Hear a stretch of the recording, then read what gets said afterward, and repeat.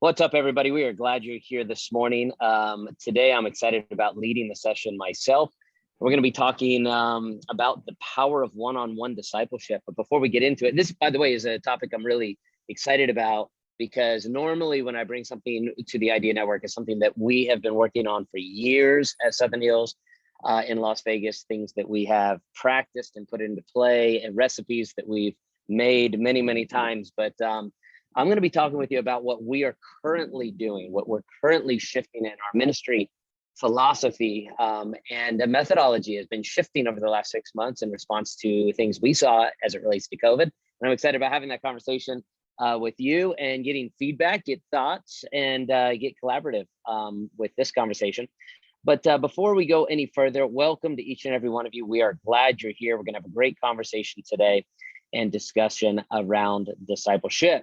Jeremy Rands is with us, but Jeremy Rands is, he's out recruiting and he's filling up Monclova with qualified teachers and qualified staff for the ministry there in Ohio. He's down at PCC with my dad and my brother, he just told me. So Jeremy, welcome everybody. And if you'll open us up in a word of prayer, and that'll be great. It's good to see you guys today. And I am glad we're all on here. Let me pray and we can get started here today. Father in heaven, we want to thank you for just the opportunity to learn today. Lord, we want to thank you for Josh's willingness to instruct us. I pray you'd give us a heart to listen. Lord, we all need something different in each of our ministries, and we yield to your spirit today. We know that it is your work. We know that you're in charge. And you've just given us an opportunity to steward what belongs to you. And so teach us something today, I pray. We ask you this in Jesus' name. Amen. Hello. We are back to old school. Jason Schuler is out today, so you get me again. So I just have a few announcements for you guys. Obviously, you know, Idea Day is coming up very soon. Idea Day South in Tampa is just 3 weeks away, and Chicago, Idea Day Midwest, is about 4 weeks away. So remember, you do still have discounts for that. And you get some perks with being a charter member and an official member. If you're not able to make it, we do plan on live streaming one of the roundtables, and it would be for South, it'll be the same time as our current roundtables. So on March 22nd, it's the same time as what we're doing right now. For Midwest, because they're in a separate time zone, it'll be an hour, it'll be 2 o'clock their time. And they're Central, which I always get mixed up with Central. So you figure that out. It's 2 o'clock Central time, whatever time that is for you, that's what time we will be having that roundtable, just like we do here on Zoom. So you can hop back on this link and Jason will kind of run that. So you guys can actually be involved in one of those roundtables at the event, which will be really cool. So just wanted to remind you guys of that. And we're looking forward to seeing everyone. We did put out the March job board this morning. Corey Knopf, our engagement director, is running the job board. So he's been in coordination with everyone who's hiring. And there are 28 current positions open. And that spans from literally a lead pastor, churches looking for a new pastor, to youth pastors, worship leaders, secretaries, graphic designers. All of that is listed out on the job board. So check out that email that we sent out for the current job listings. And there's a new blog post out today as well. Feel free to read that as well. That's all I had. And today we have our very own Josh Tice, president and founder of Idea Network, coming and bringing us the word today. Here he is. Hey, Kylie, who wrote that recent blog article? That was really powerful stuff. I really enjoyed it. I even shared it with our church. Do you know who the author was there? Is that somebody new? I do know her relatively well. Yeah. Oh, hold on. Let me look it up. Oh, it was you. Oh, Yeah. This is awkward for everybody. I apologize, but it was really good. Great job on that conversation. So today we're going to be talking about the power of discipleship. And when we break up into our groups, I think we're going to be breaking up into 3 different groups today. The questions that I want you to be able to wrestle with, I'm going to give the questions ahead of time. I want you to be thinking through. I want you to be asking to yourself as I walk through the topic and the session that I prepared for today. And the questions are these. Number one, why do you think many churches don't have a formalized system for discipleship? If the proposition and the mission statement for nearly every church is making disciples for Jesus Christ, which by the way it is. If you ever try to write a mission statement for a church, you ever try to rework your mission statement, you start to go check out all the churches and what the mission statement, purpose statements, they get really fancy as it relates to their development of a mission statement. But ultimately it comes down to, yeah, we're trying to make disciples for Jesus. So as people are making these mission statements, these purpose statements to direct the future of their church and to put on their walls and to walk through in their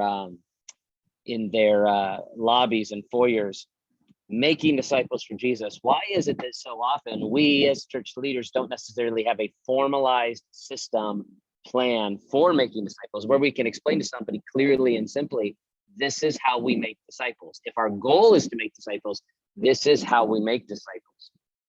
So number one, why do you think many churches don't have a formalized system for discipleship? Number two, second question, what is your current disciple making path? What is yours? Can you clearly define it? Can you clearly express it? Number three, does it need adjustment or addition? As you look at your formalized system of disciple making, is there a need to adjust or change or add something to it? And then number four, the fourth question we'll be asking is, what curriculum have you seen work best? Now, there is the concept, number four, what curriculum have you seen work best? Now, as I begin, I want to express this thought. Discipleship is not necessarily, in every case, for every church, have to be a formalized one-on-one discipleship program. I believe that discipleship does take place. A lot of times it's just not clearly defined.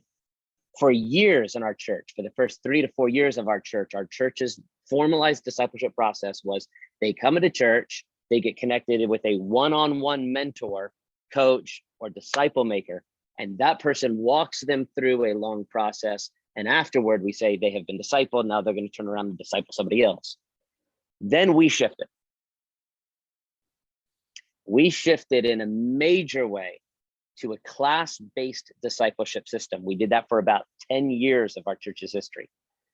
And then things once again shifted over the last 2 years, primarily due to COVID-19 and the pandemic and the flaws that were revealed in our church system based upon what we saw. So that's the story I'm going to share with you. 4 questions we'll be answering at the very end. Here they are. Number one, why do you think many churches don't have a formalized system of discipleship, regardless of what it is? Number 2, what is your current disciple making path? Number 3, does it need adjustment or addition? Number 4, what curriculum have you seen work best for you in your congregation? All right. I want to begin by saying discipleship is not the mission, only the mission of the church. Discipleship is the capstone of the assimilation and retention process. I believe that discipleship is the mission of the church, but it is not only the mission of the church. It's the capstone. It's the final aspect of both your assimilation and retention system. If you've been around Idea Network for any amount of time, we've talked about assimilation. Assimilation is taking a first-time guest and turning them into a fully engaged member. But where does the fully engaged member go other than discipleship? The retention process is to take a member or a regular attender and keep them from slipping through the back door. A process that makes sure you're reaching out to them constantly, pulling them back in. So where is the end game for both the retention and the assimilation process? And the answer is discipleship. What is the process to make this disciple? So I'm going to share a few things. Number one, I want to share the flaw in our system. So this session really has to do with Southern Hills. And this session is going to really understand kind of the process that we've gone through, the story we've gone through over the last, I would say, about 2 years. The flaw in our system comes to a premise that I believe is how people connect to a church in the first place. A few things. I believe the way most people arrive at a church, and if you've heard the podcast or the things that I've done, you may have heard me say this before. I believe that the way most people come to church for the very first time is because of a personal invitation, meaning somebody shows up at your church because it's a relational aspect to their trajectory toward God. Somebody invited them to church, and because somebody invited them to church, that relationship, they leveraged that relationship, they built that relationship, and they leveraged it and said, will you come and visit on Sunday? That person is not going to come back based upon that relationship. They're going to go there for the very first time because the relationship asked them. Okay, then if that's how they get there for the first week, what brings them back week 2, week 3, week 4, week 5, week 6? I believe the first time they show up is because of a relationship. So that's called relational evangelism. I think the second reason they come back, or the first reason they come back the second, third, fourth, fifth, sixth time, is because they enjoyed their experience. They liked the preaching, they liked the music, they liked the interaction, they liked the parking lot attendance, they liked the product. This historically in evangelical America has been referred to as an attractional methodology. Do something to get them there, but most of the time, even whenever you do something to get them there, like a big event, you're going to have a friend invite a friend. And to keep them there must be something that is attracting them, bringing them back. So for many years, our church is focused on an attractional methodology that has attracted people, gives them an easy handle to invite their friends, then they show up, and then come back next week because we have this, and come back next week because we have this and this and that. And the attractional method, I do believe, is very valid for week 2, week 3, week 4, week 5, week 6. But what brings them back at week 7? What brings them back at week 8? What brings them back week 12? Here's what I believe. What I've come to realize is no matter how good the program is, no matter how good the preaching is, no matter how good all of the stuff is, it's never good enough to compete with everything else the world has to offer. So what is it that's going to bring them back that week 7, week 12, all the way through month 6? I believe obviously that would be relational. Attractional ministry leads to relational ministry. Attract them, get them, and then you have to somehow connect them. This is exactly what the whole book Sticky Church was all about, right? Larry Osborne's Sticky Church, how to get them to stick by closing the back door. And so there have been a lot of ideas that have been propositioned in the Western church. Small groups is a great method for this. It sticks them to the church.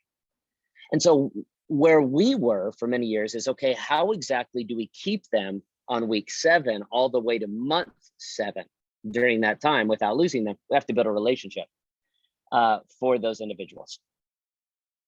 And I'm going to come back to that thought in a moment, and you'll say, well, what brings them back after week 6 or month 6? I believe the first time they come, relational. They come back week 2 through 6, attractional. They come back week 6 or 7 all the way to month 6 because they built a relationship. Somebody there expects them to show up. So they come because they have somebody expecting them to show up, whether that be the pastor because it's a smaller church and they keep calling them, or whether that be a friend and they say, keep coming back, or an organized system.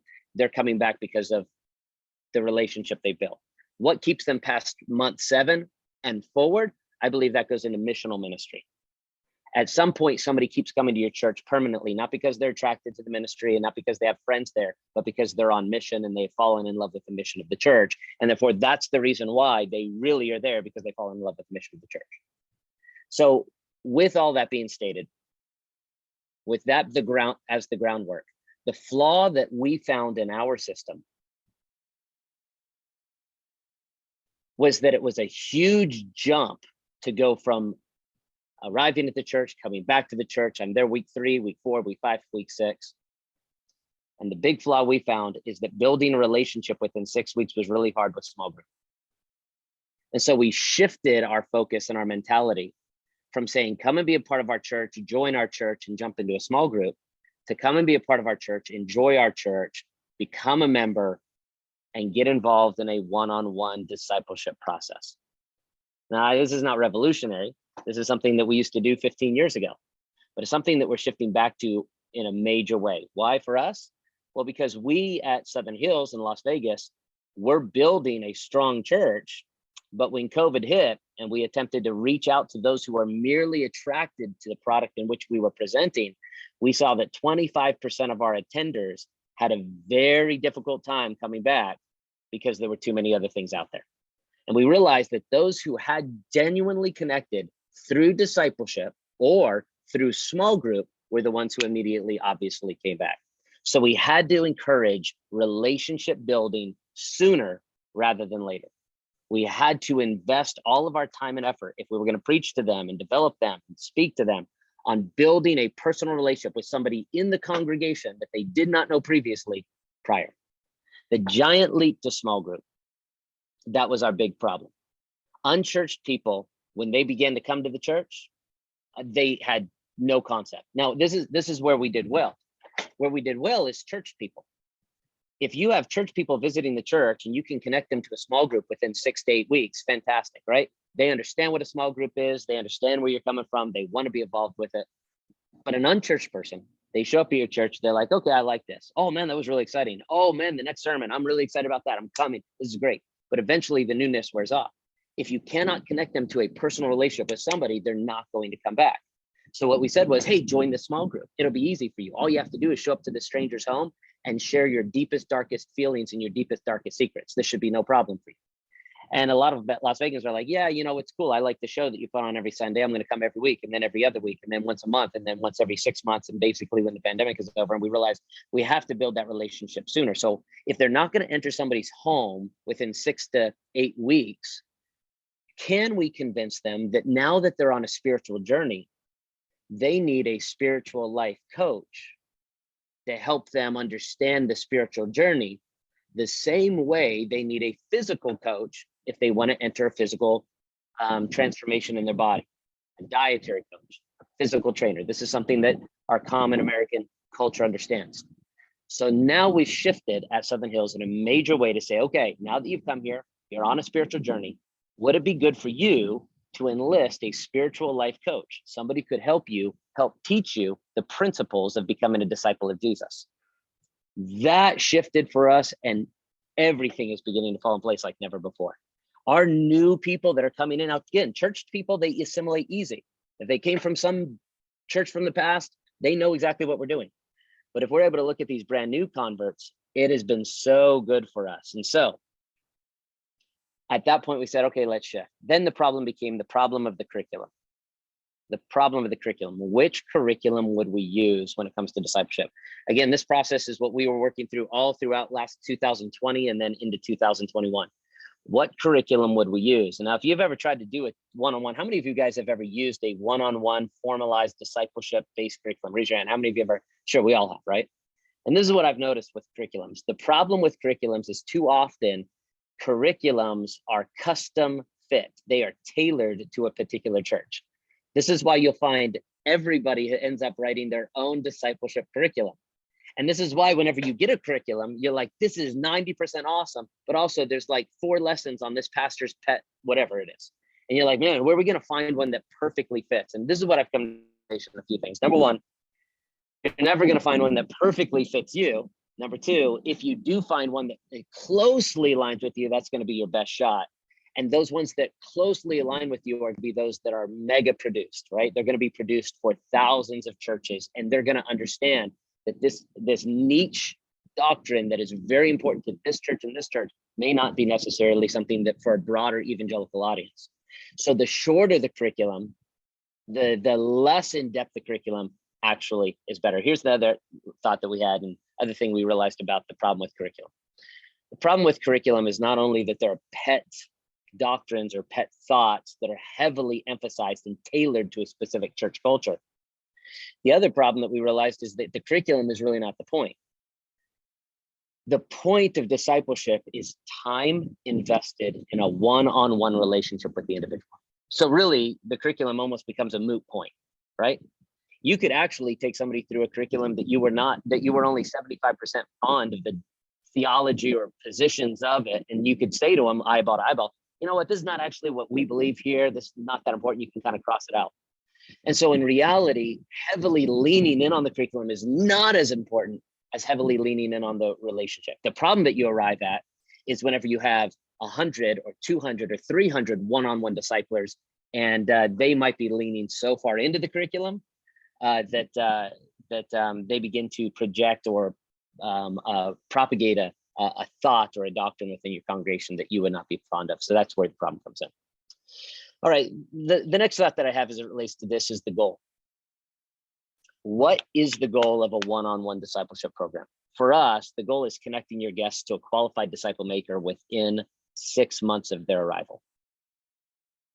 The goal of a proper one-on-one discipleship is to say, all right, this person was visiting on Easter Day.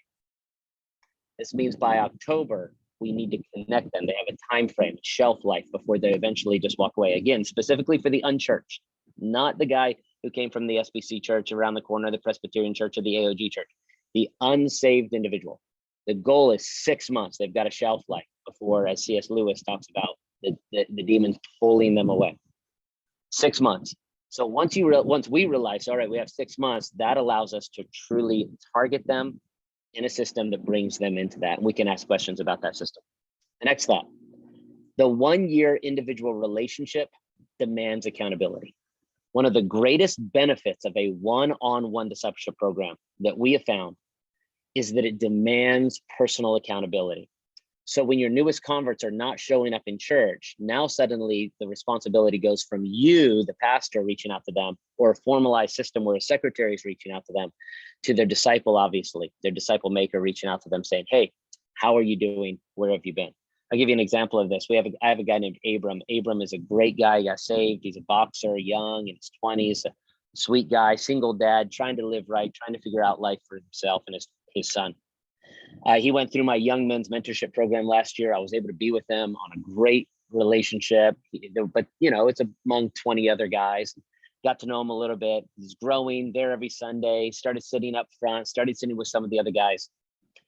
And I knew, though, with Abram, he wasn't there yet. I knew that if I lost pulse of Abram, we all have people in our church like this. If I lost pulse of Abram would slip through the cracks and he would just stop coming to church. What was I going to do to connect Abram to make sure that he was there? I had another guy. His name was Bo. He was going through our discipleship process too. He already went through our discipleship one-on-one formalized discipleship process. Incredible young man, about 5 years his senior, and he went through my young men's mentorship group. Connecting Bo with Abram has made sure that Abram not only shows up to church every Sunday, but continues his path forward. And so in this, it's been incredibly helpful. Last thought, expressing the vision of personal one-on-one discipleship has been one of the most impacting and powerful things we've done at Southern Hills, I would say, in the last 5 years. And here's why. Because you can talk about new building programs. You can talk about buying a new piece of land. You can talk about we're going to make an impact in this city like never before. We're going to make a dent in this world, we're going to send missionaries out. We're going to plant churches. I've never seen something more powerful than over the last 12 months, looking in the eyes of the deacons of our church and saying, what I want for you personally is after the next 20 years, I want you to be able to leave behind in this city a legacy of personal 20 disciples that you left behind. Wouldn't it be amazing if between now at the age of 35 and the age of 55, God was able to allow you to leave behind in this city 20 different men or 20 different women that are following Jesus permanently in a way that they never would have otherwise? That's what I want for you. And I found that extremely powerful for the deacons, the men, the pastors, the ministry leaders, and just the laymen of our church to ever look and say, the legacy we're leaving behind is not a giant church that I pastored. The legacy is not the new building project that we're going to start in 2023. The legacy is not the teen ministry. The legacy is you reproducing yourself over the next 20 years, 20 different times, so that when you stand before the Lord one day, you've got 20 people behind you saying, Lord, this is my gift to you. That has been one of the most impacting and powerful things. I've never seen our church more excited about the future. And it's not because they're buying into what I can be for this community. They're buying into what they will be able to invest into this community and reproducing themselves. And to me, it's the most biblical thing I could think of to pass on to these individuals. So now I've got buy-in like never before when it comes to the core of our church. And now what we're seeing is we have over 100 disciple makers ready to project themselves or reproduce themselves into 100 disciplees. And obviously we know where the compounding interest of that goes. For us, our goal is by January of 2025 to have 500 disciple makers meeting with 500 disciplees.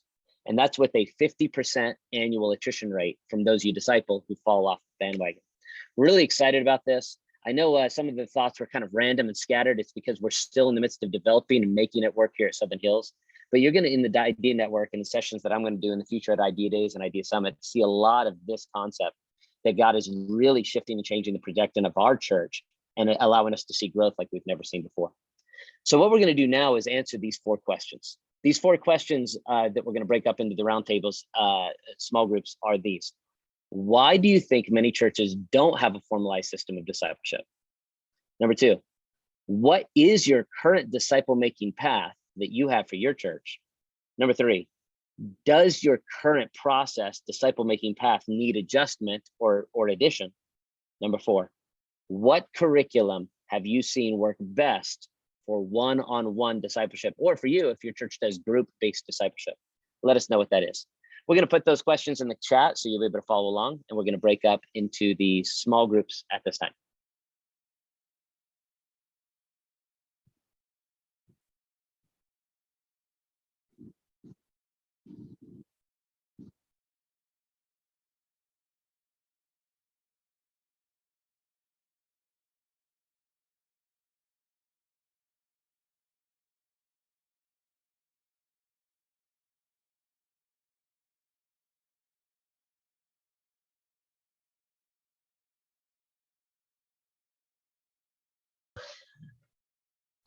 I've been excited about this one since I saw them mention that we're talking about one-on-one discipleship, and I'm waiting for those questions to come up. I haven't seen them pop up here yet, but I tell you, one-on-one discipleship has been, for us, it's been foundational. It's been key to everything that we've been doing at Crosspoint, and I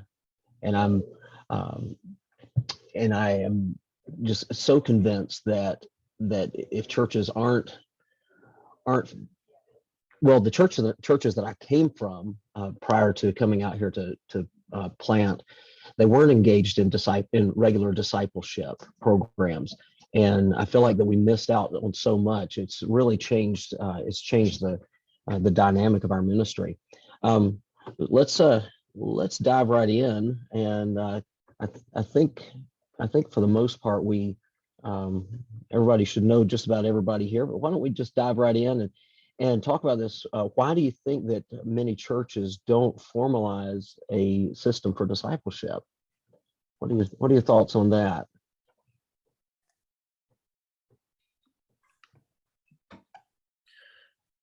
To me, it's because we've gotten so wrapped up in the attractional model that Josh talked about as an important aspect of our church. We put so much weight in the attractional model and so much focus on being attractive while they're here that it's lessened our focus on one-on-one discipleship. Yeah, absolutely.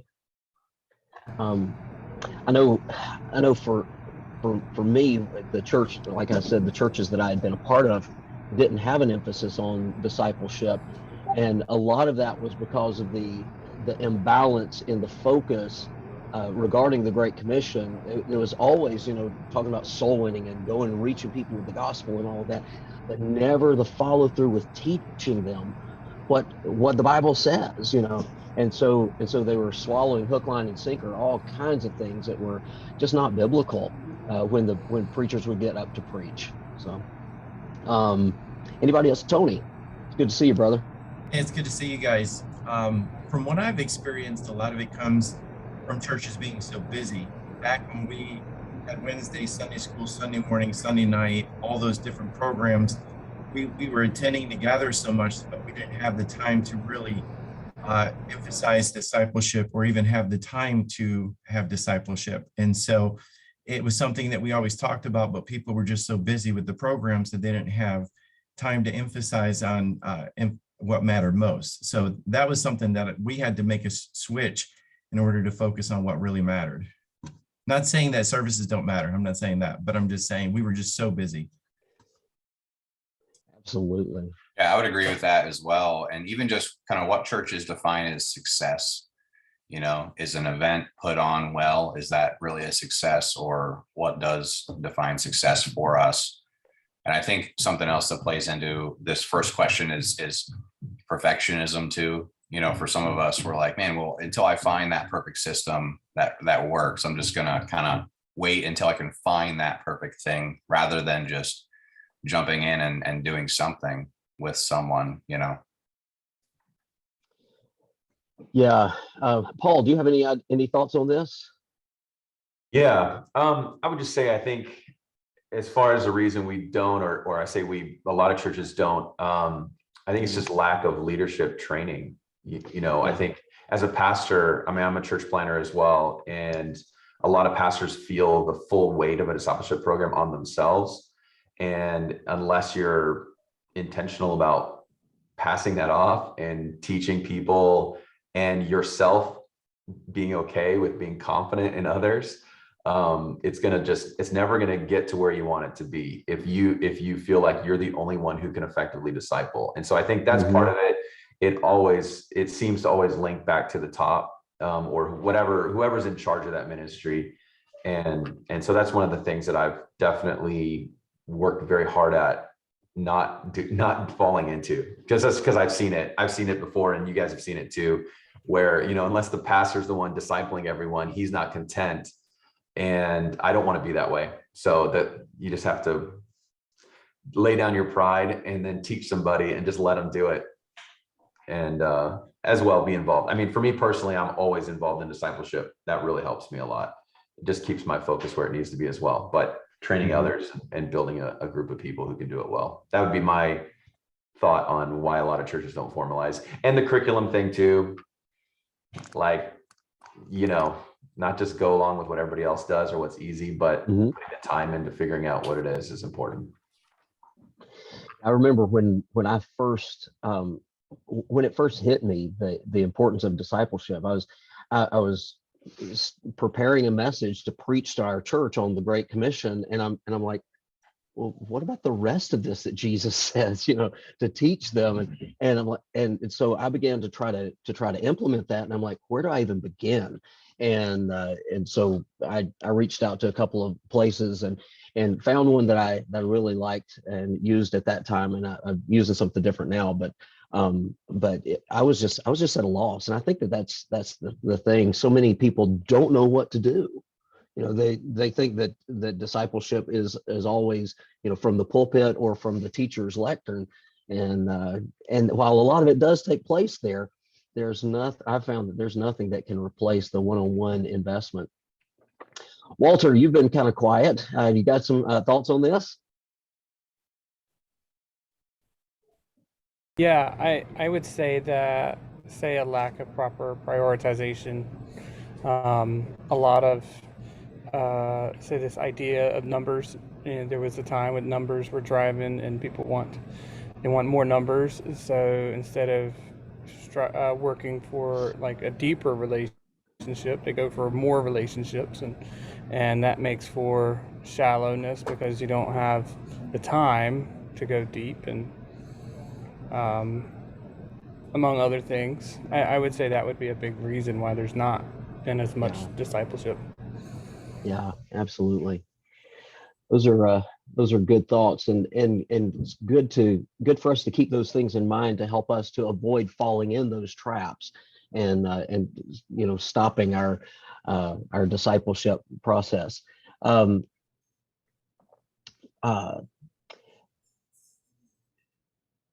The second question here: what is your current disciple making path? What's the path that you are leading your church in currently when it comes to disciple making?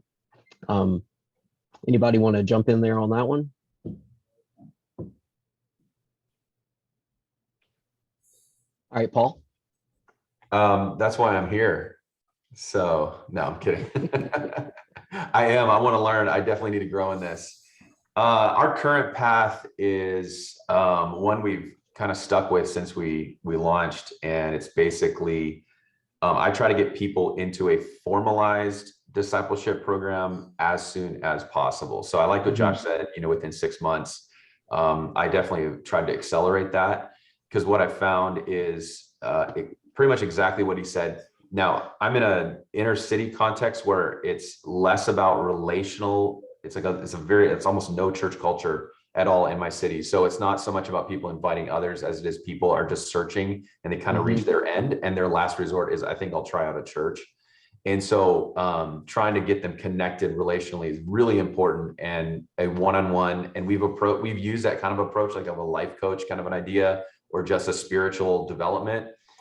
So we try to do it as soon as possible. And we've got, at first when we started, my wife and I, or myself, discipled everybody. And now we've got a decent amount of people that I would consider our go-to for discipleship with new people, especially people that are really new to the faith or not Christians at all. And we do that as well. We have a lot of non-Christians get into the program. So we try to do that as soon as possible, one-on-one, outside of our normal scheduled times. Now, we also do run it for people maybe who are believers who would just like to grow a little bit more. We'll do it on a Wednesday night. So outside of our, and they meet separately. Right now, we've got, I think, 12 people in a program that's more of a classroom type setting with just, one or two people with a leader. And so we do that as well. But the one-on-one in people's homes, or even just meeting up here at the church, we find effective. And so once they're done the program, we try to recognize them and, make that a focus, or, encourage them publicly. We try to do that if they're okay with it. And then we encourage them to take somebody else with it almost right away.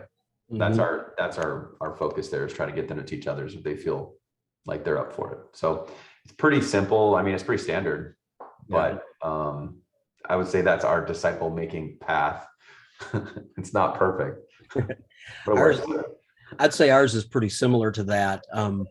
We try to cultivate a family atmosphere at our church, and just, try to be super warm and welcoming to everybody that comes in. So we're also in a city, and we're in Pasadena, and so many people that come along, they found us online or whatever, and we try to get people right away to connect with them. Many times the folks that are coming in are single, because we have like several colleges around us and universities. And so we've got a lot of singles that will connect with them. Many times if it's a single lady, another single lady connects with her and takes her to coffee immediately after service or something like that. And in those conversations, we've tried to encourage our people to bring up discipleship and to talk to them about, let's meet up. And we call it Christian life coaching.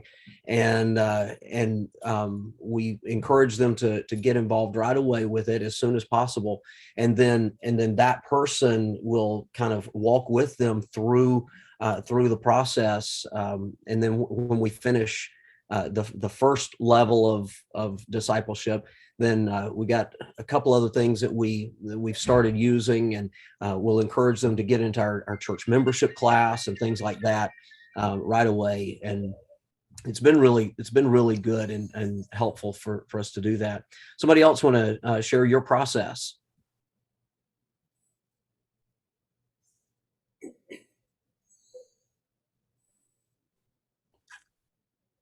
Anybody? Dale, what are y'all doing up there in Washington? Chris and I are really just in conversation about this very topic, knowing, even speaking to question number 3, knowing we need adjustments and additions, things like that. And so for us right now, it's just a constant conversation, knowing the need that's there. So as of right now, we only have a couple classes that we try to push people toward.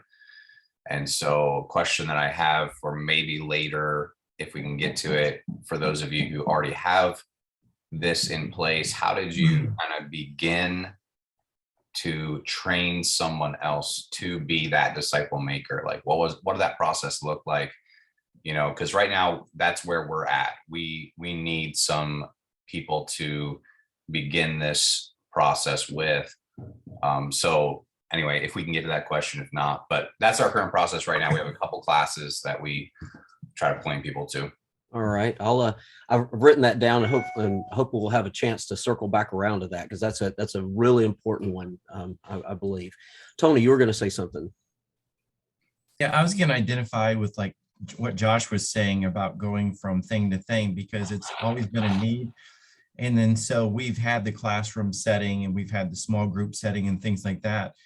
During COVID, we've done a lot of changes. So we're kind of developing that right now. So we were able to make a lot of changes that we wanted to make for a long time. And we kind of decluttered our church. And we have a strong emphasis on life groups, which I know isn't necessarily personal one-on-one discipleship, but it's given us an opportunity to walk along side by side with people. And so I know discipleship is in two parts, and it's the one part of it is teaching them what the gospel is and eternal security and why you should be baptized and stuff. But then there's also how to be a parent, how to be a dad, how to be a spouse, how to discipline your kids, how to deal with life and things like that. So I think there needs to be the ongoing discipleship, even after somebody learns the basics of Christianity, of why you need to be baptized, but it also needs to be why we need to strive to be better parents and stuff. So we're trying to find the balance of both those things. We want it to be more organic rather than sliding them into a program, but people walking alongside of other people to help them grow in their faith. And it's not necessarily, well, you went 6 weeks, but some people might take 12 weeks. So we're still in that developmental stage. We're figuring it out, but it's gotten better. But we don't have it all figured out for sure. I completely understand what you're saying there, because you want those relationships to be built and to help it to be organic. You don't want your disciplers to be salesmen trying to sell them on the next thing, but you want them to have that relationship to walk them through. Because if what we found is if we connect somebody with someone, if we connect a discipler with a disciple, then it's easier for them to help them to come to the small groups or something, because they already know somebody that's there and they can sit with them and they can be in their group or whatever, and it makes it very easy. Let's jump ahead here to the third question, and I think we've already started talking about this a little bit. We're running short on time. Does it need adjustment or addition? What are the kind of things that we need to add? I know Tony mentioned taking into parenting or different aspects of it.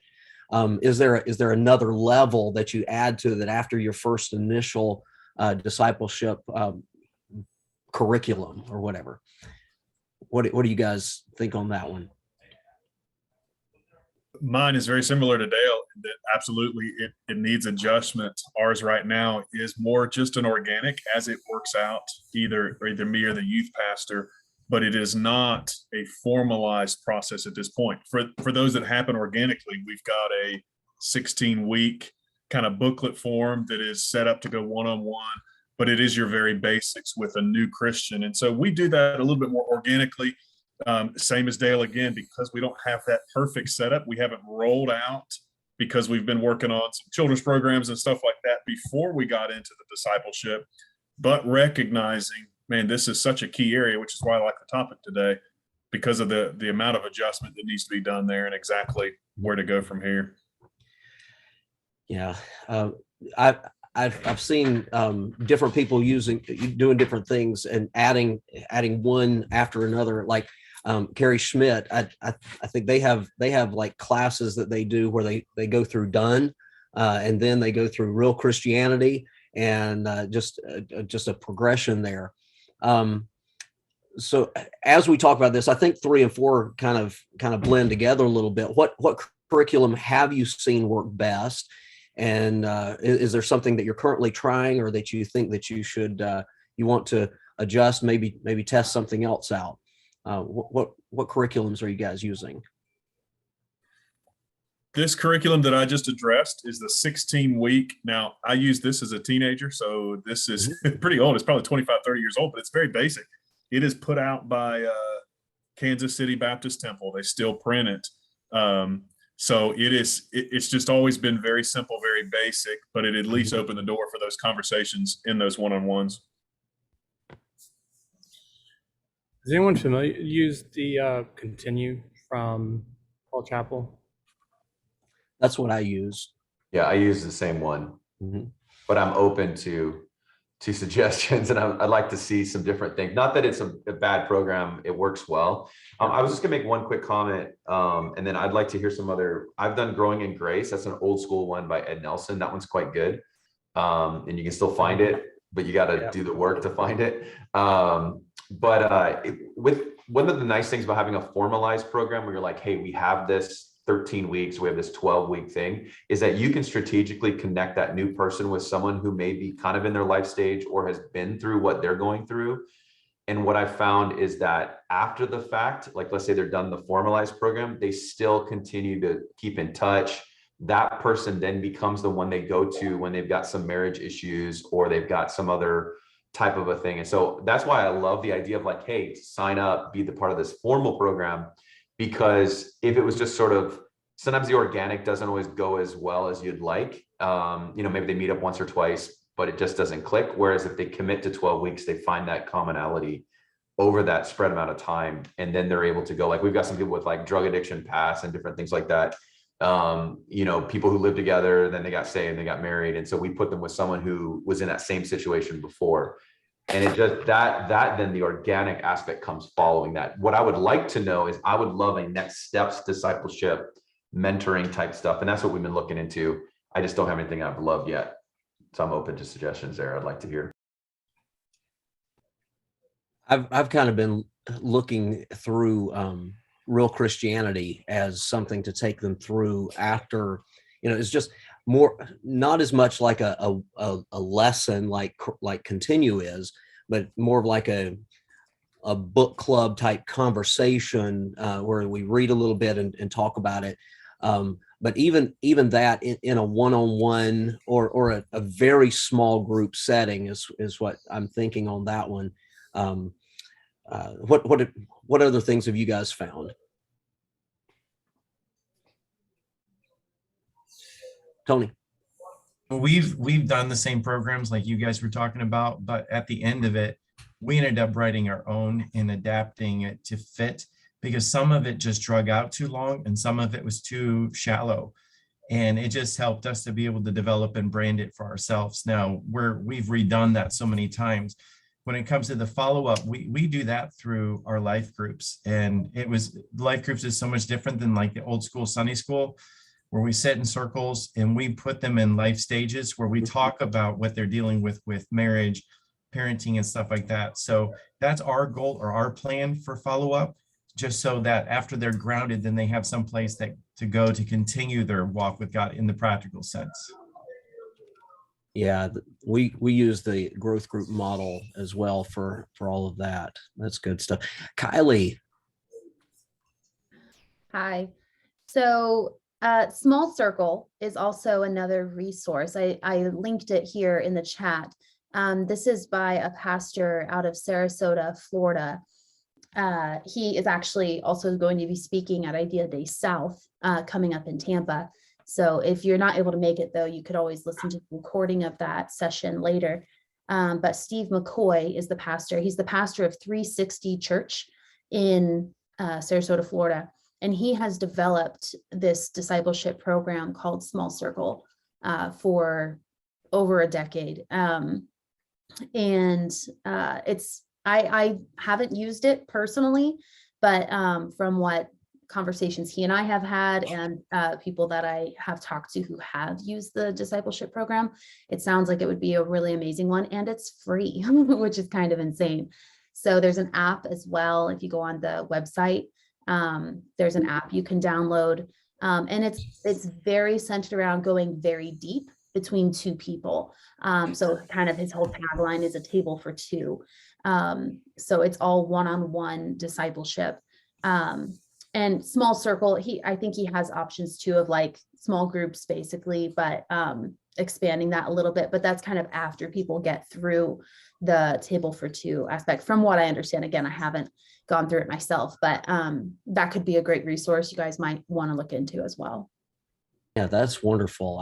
I've wanted to find something like that, app-based or whatever, because screens disciple. and we need to have something in our day and time that addresses it from a digital standpoint. Thank you for that. We've got 60 seconds or less than 60 seconds now, and I want to circle back to Dale's question. How do you begin training trainers? I know for us, as we're working through Continue, I usually make it a point in one of those lessons to begin introducing the idea that when you finish this, I want you to go back through it and see if you have any questions, because the goal is for you to teach somebody. And so I began planting that seed and training them to do the same. Anybody else have any thoughts real quick on that? You've got 20 seconds. A couple links in the chat to a couple other resources as well. Fantastic. All right.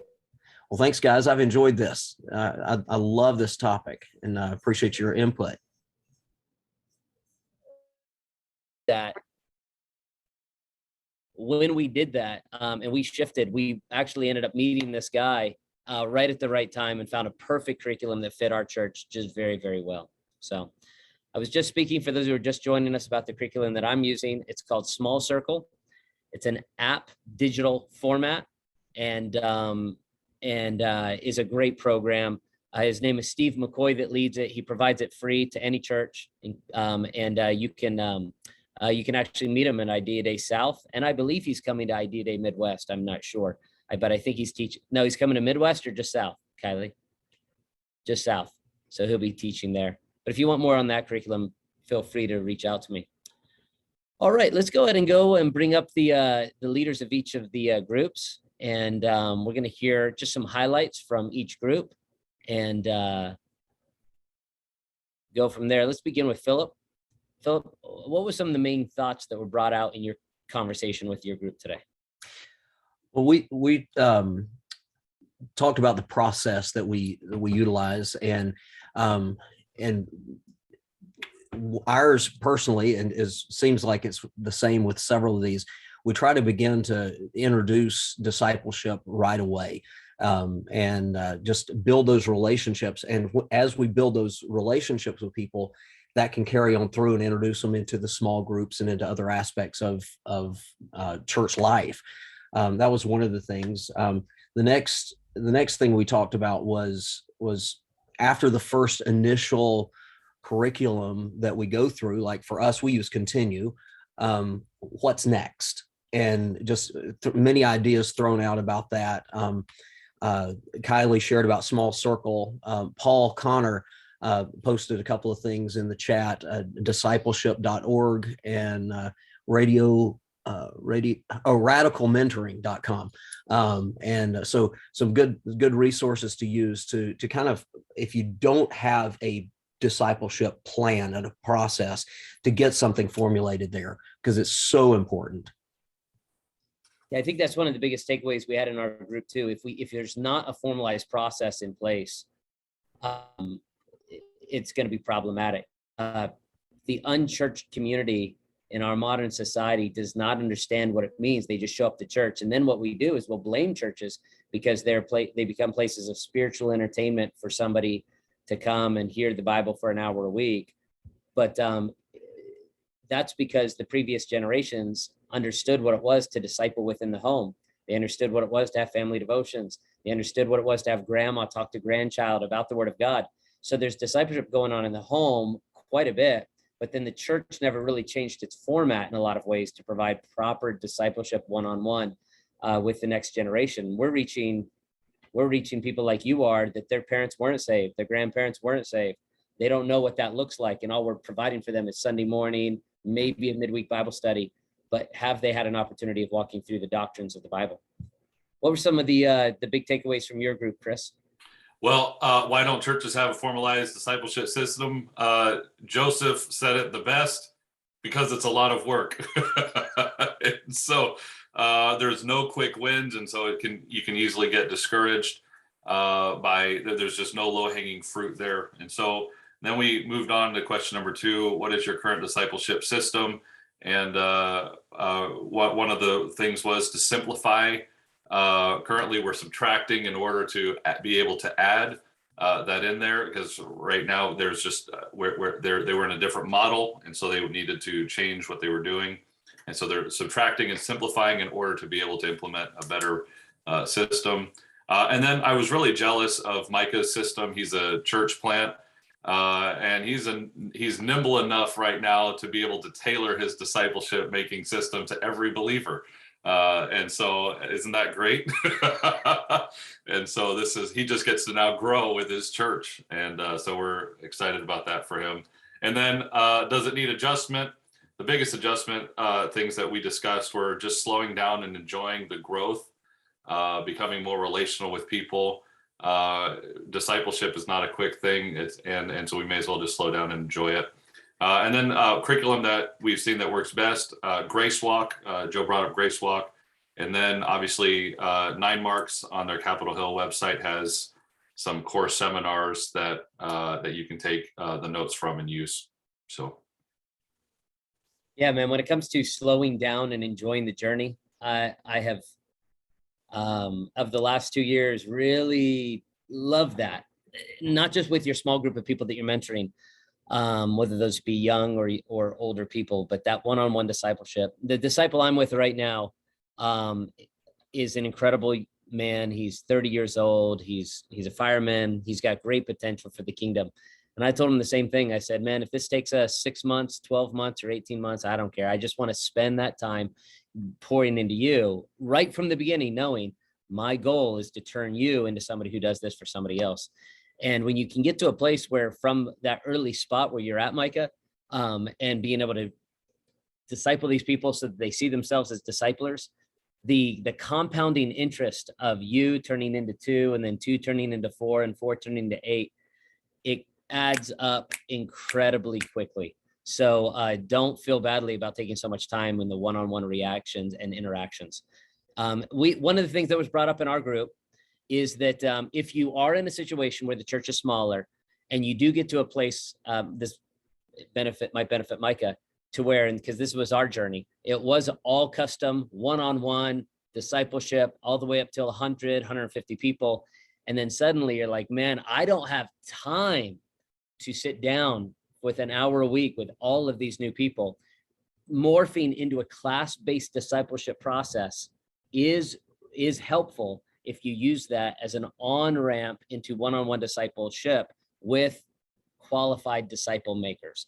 And that's where we're in the midst of right now, realizing the importance of class-based discipleship, main concepts that lead into one-on-one discipleship process with qualified disciple makers. That's what we learned.